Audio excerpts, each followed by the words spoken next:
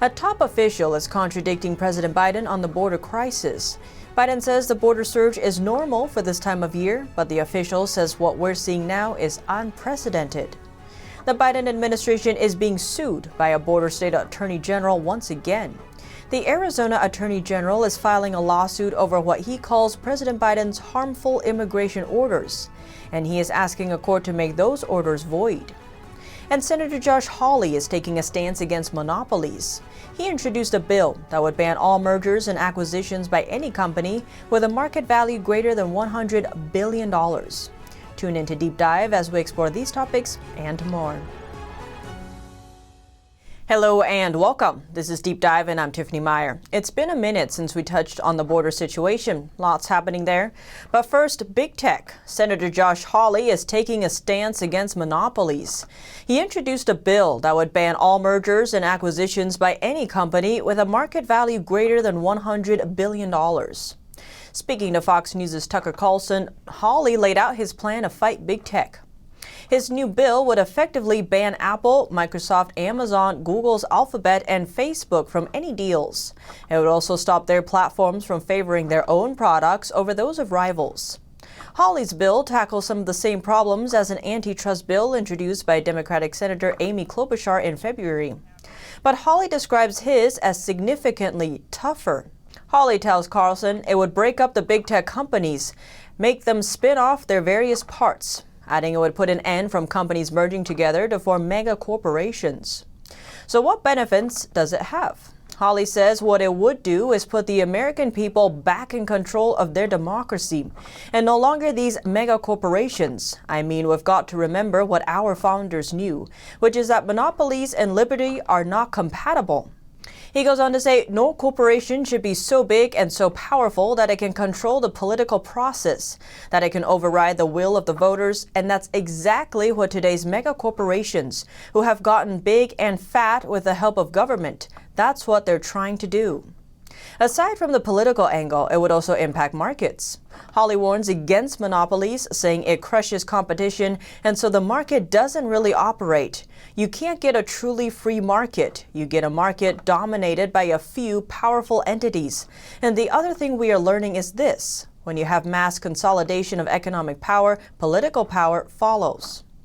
Instead, he advocates for open markets, which can't survive under these types of monopolies. The announcement comes a day after Apple agreed to have a senior executive testify before the Senate on competition issues related to mobile app stories. The company previously refused to testify. Now let's turn to the border crisis. A top official is contradicting President Biden. Cindy Huang leads the Office of Refugee Resettlement. She's a top official from the Department of Health and Human Services, or HHS.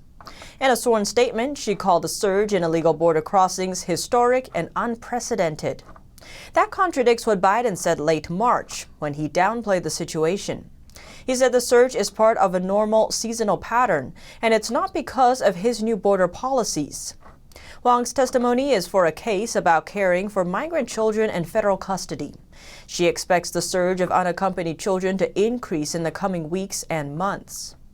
And South Carolina Governor Henry McMaster is blocking the federal government from placing migrant children in the state. He issued an executive order Monday. It's in response to his asking if South Carolina can place migrant children in foster care or group homes. Governor McMaster said South Carolina's children must always be given first priority for placement into foster care, and the state's strained resources must be directed to addressing the needs of its children.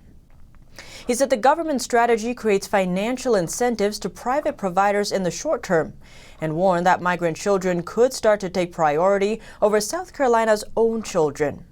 This comes as at least 6 private providers have indicated interest in placing the unaccompanied children in South Carolina. And Iowa is doing the same.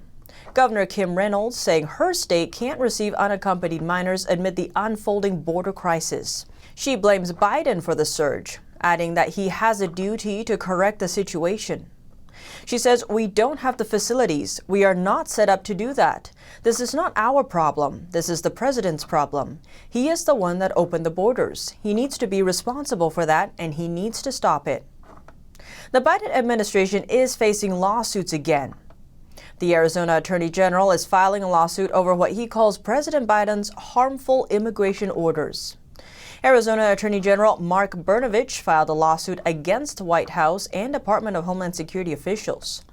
Brnovich said the border crisis is out of control. We will not sit idly by as harms are done to our state.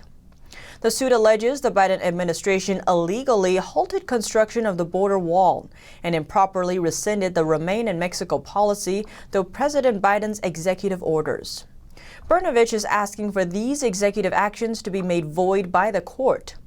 Brnovich argues these orders violate the National Environmental Policy Act, which requires federal agencies to consider the environmental impact before taking any significant federal action. However, Brnovich alleges the defendants have not even attempted to comply with the act. Brnovich said in a statement, "It is the pinnacle of hypocrisy for the Biden administration to claim it wants to protect our environment while not enforcing federal statutes that are specifically designed for that purpose." Brnovich's office says thousands of illegal immigrants have settled in Arizona and wouldn't have done so if construction was still underway and the migrant protection protocols were still in effect. This comes as attorneys general from Texas and Louisiana took the Biden administration to court on Tuesday. They are alleging that the administration is refusing to take custody of illegal immigrants convicted of serious crimes. This comes after the administration set rules narrowing its immigration enforcement priorities. The states are seeking to block two Department of Homeland Security memorandums issued early in the administration that establish interim enforcement policies. These priorities include narrowing immigration enforcement to three categories: individuals who have been engaged in or are suspected of terrorism or espionage, immigrants who crossed into the U.S. illegally or on after November 1, 2020, and individuals convicted of an aggravated felony. Texas Attorney General Ken Paxton saying President Biden's outright refusal to enforce the law is exacerbating an unprecedented border crisis. By failing to take custody of criminal aliens and giving no explanation for this reckless policy change, the Biden administration is demonstrating a blatant disregard for Texans and American safety. And Texas Governor Greg Abbott is calling on Biden to restore former President Trump's immigration policies, saying what the president could do is to immediately put back in place the Remain in Mexico protocols that were established in the prior administration. He could continue to build the wall along the border in South Texas. He says Biden was unprepared to deal with the massive inflow that's coming in. This comes as the Biden administration, on the other hand, blames Trump. A top official said Trump's government dismantled the way children could make their claims in their own country, suggesting it caused the surge. So what has the Biden administration's response been?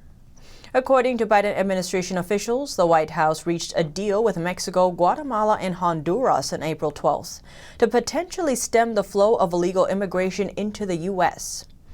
This would place more troops on their respective borders. White House Press Secretary Jen Psaki saying Mexico made the decision to maintain 10,000 troops at its southern border, resulting in twice as many daily migrant interdictions. She said Guatemala surged 1,500 police and military personnel to its southern border with Honduras and agreed to set up 12 checkpoints along the migratory route. Honduras surged 7,000 police and military to disperse a large contingent of migrants. The Biden administration is considering sending cash to Central American countries. That's to help reduce economic problems, one of the major motivations for their citizens to leave for the U.S.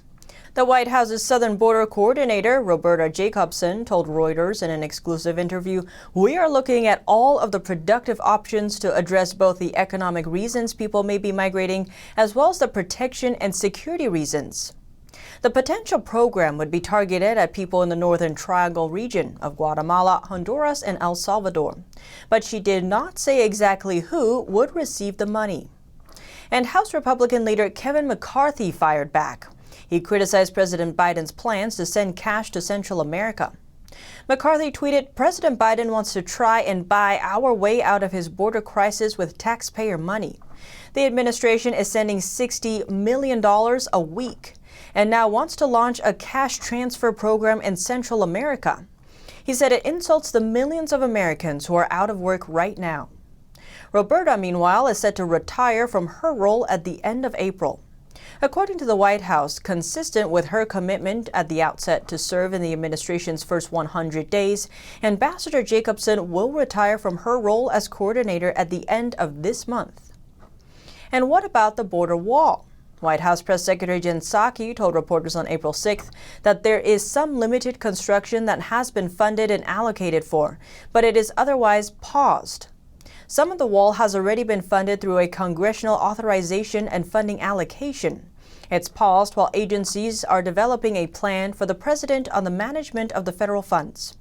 When the administration took office, as you referenced, funds had been diverted from congressionally appropriated military construction projects and other appropriated purposes toward building the wall. And wall construction was being challenged in multiple lawsuits. And for much of the wall, I should say not all of it, by plaintiffs who allege serious environmental and safety issues. Federal agencies are continuing to review wall contracts and develop a plan to submit to the president soon. According to the Washington Times, citing notes of a conversation between Mayorkas and ICE officials, DHS head Mayorkas reportedly said that there is room to make decisions on finishing gaps in the wall. And now let's take a look at the numbers. Border Patrol says it found 25 illegal immigrants Friday in rail cars near the border in Texas. They were packed into 3 grain hoppers west of San Antonio. A Border Patrol officer tweeted, "Illegally traveling by train is dangerous and life-threatening. Our agents routinely discover migrants that have sustained severe injuries from jumping on and off moving rail cars." The Center for Immigration Studies says immigrants have died in the past while they were being smuggled in railroad cars. And in March, Customs and Border Protection encountered more than 171,000 illegal immigrants. Over 18,000 were unaccompanied children. That's the highest monthly tally since March of 2001. And more facilities for unaccompanied children are being opened, this time in states far away from the border. On Friday, the Biden administration announced plans to open facilities in Michigan and Pennsylvania. The emergency sites in Albion and Erie have a combined capacity of 888 beds and will be for migrant children aged 12 and under. The number of unaccompanied migrant children crossing the border reached a record high in the month of March, and it is continuing to climb. As of April 8th, nearly 21,000 migrant children are in federal custody.